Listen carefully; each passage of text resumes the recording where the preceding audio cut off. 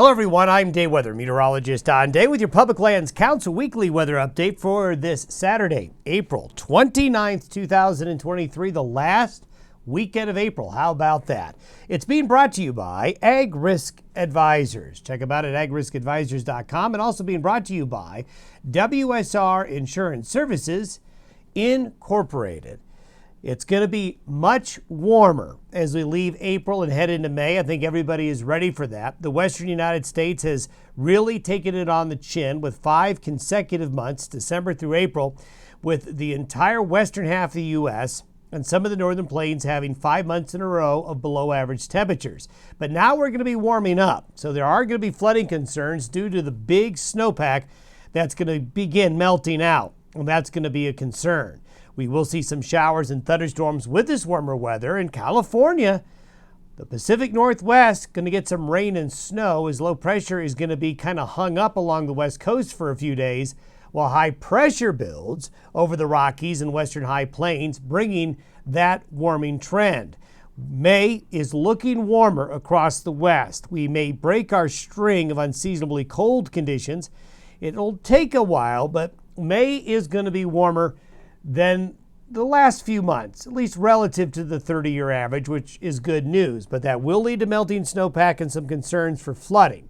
Creeks, rivers, and streams are going to be on the rise in the coming weeks. Now, over the last week, we did talk about some of the key winter wheat areas badly needed some rain, and we did see some very good rain in those areas, very badly needed. Unfortunately, Nebraska getting the short end of the stick, in northern Kansas there really need this area to get some rain, missing out on these last systems. But Colorado, parts of Kansas, Oklahoma, Texas, even northeastern New Mexico and southeastern Wyoming picking up some good moisture, while the Pacific Northwest was cool and wet, while California and parts of the Great Basin, not too much went on weather-wise. Temperature-wise, this is what we've been talking about, how cold it's been. This is the temperature anomaly for the past week.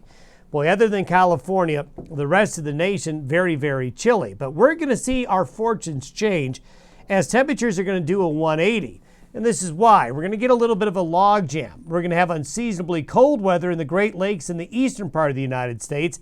A deep cold low there. There could be heavy snow in the upper peninsula of Michigan, even Wisconsin, the lower peninsula of Michigan, northern areas, southern Canada getting snowed on with rain and thunderstorms elsewhere. We also have another low along the west coast. Now, both of these lows are going to kind of stall and kind of hang out. The end result is this high pressure ridge building across western Canada and the Rockies.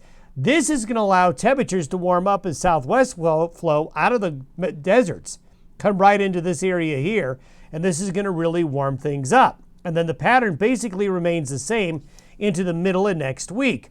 Low pressure along the west coast, low pressure along the east coast, high pressure in the western high plains. This will lead to a warming trend. Cool, wet weather will slide into California mid to late next week. Sierra snow, some rain along the west coast is certainly going to be a possibility, with the warming trend coming into the nation's midsection and western high plains areas. And here you can see the 7-day temperature anomaly.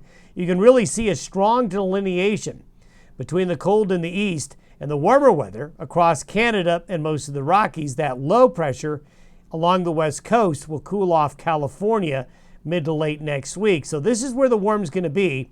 This is where the snowmelt's really going to accelerate.